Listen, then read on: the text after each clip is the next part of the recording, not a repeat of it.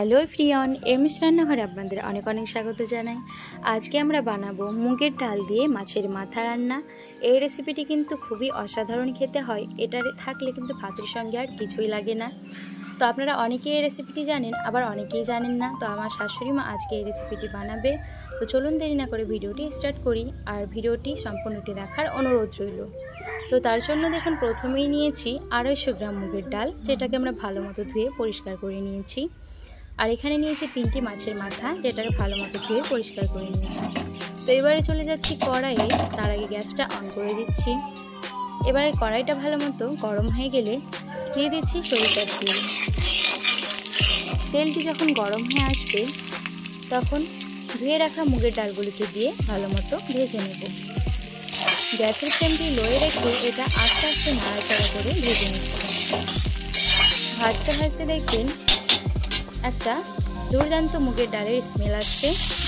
যখন স্মেলটা আসছে, তখন আপনারা এটাকে জল দিয়ে দেবেন। তো আমরা জল দিচ্ছি 2 গ্লাস।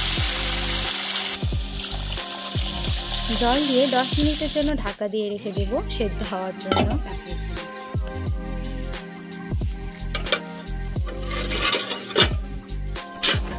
তো দেখুন, 10 মিনিট পরে ফিরছি। মুগের ডালটা ভালো মতো সেদ্ধ হয়ে গেছে। সেদ্ধ হয়েছে কিন্তু একদম পুরোপুরি গলে যায়নি। দেখুন, এইভাবে আপনারা সেদ্ধ করবেন। খুব বেশি গলে গেলে কিন্তু খেতে ভালো লাগবে না। এবারে এটাকে আমরা নামিয়ে রেখে দিচ্ছি। তো এবারে কড়াইয়ে দিয়ে দিচ্ছি সরিষার তেল। তেলটি গরম হয়ে আসলে, তো তার আগে দেখুন মাছের মাথায় দিয়ে দিচ্ছি হলুদ এবং লবণ। হলুদ লবণটা দিয়ে ভালো মতো মেখে নেব।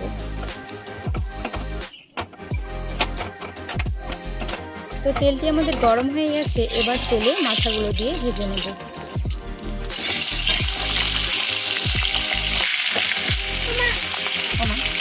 তো আমার শাশুড়ি মায়ের এই রেসিপিটি খেতে কিন্তু আমার খুবই ভালো লাগে। আশা করছি আপনাদেরও খুবই ভালো লাগবে।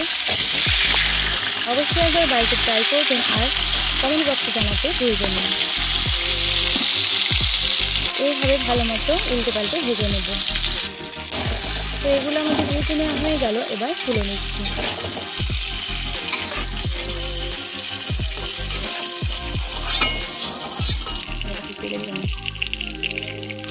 আর একটু দিয়ে দিচ্ছি সরিষার তেল। তেলটি গরম হয়ে গেলে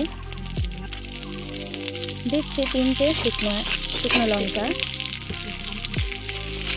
অল্প একটু নাড়াচাড়া করে নিয়ে দেবো একটি তেজপাতা। আর একটু নাড়াচাড়া করে নিয়ে দিচ্ছি একটি মুখ ফাটানো এলাচ এবং ছোট একটা দারচিনি। নাড়াচাড়া করে যখন একটা সুন্দর স্মেল আসবে, তখন দিয়ে দিচ্ছি কাঁচা জিরে। জিরেটা অল্প একটু ভাজা হলে দিয়ে দেব কেটে রাখা একটা গোটা পেঁয়াজ। পেঁয়াজটা দিয়ে নাড়াচাড়া করে নিচ্ছি। যখন অল্প একটু ব্রাউন কালার চলে আসবে, তখন দিয়ে দিচ্ছি আদা রসুনের পেস্ট। আদা রসুনটা অল্প একটু কষিয়ে নিচ্ছি। এবারে দিয়ে দিচ্ছি একটা অর্ধেক পেঁয়াজ বাটা। আর একটু নাড়াচাড়া করে নিয়ে দিচ্ছি পরিমাণ মতো হলুদ গুঁড়ো, 1 চামচ লঙ্কার গুঁড়ো, 1 চামচ ধনে গুঁড়ো, আর 1 চামচ কাঁচা জিরে গুঁড়ো।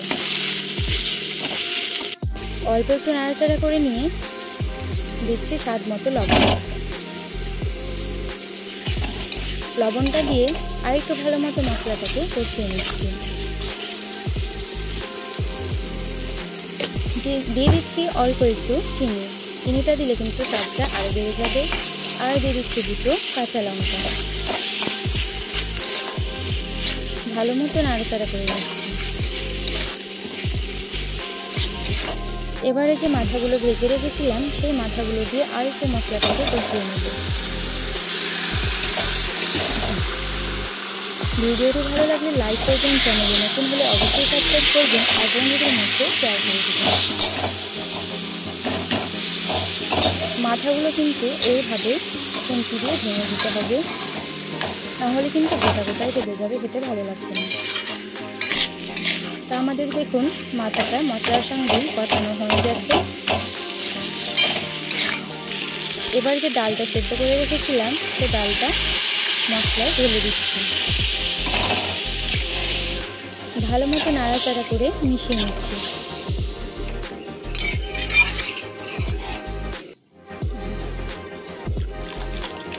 দিয়ে দিচ্ছি আর একটু জল।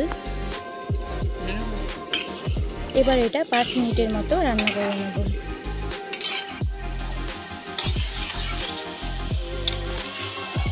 এটা আমাদের প্রায় হয়ে এসেছে।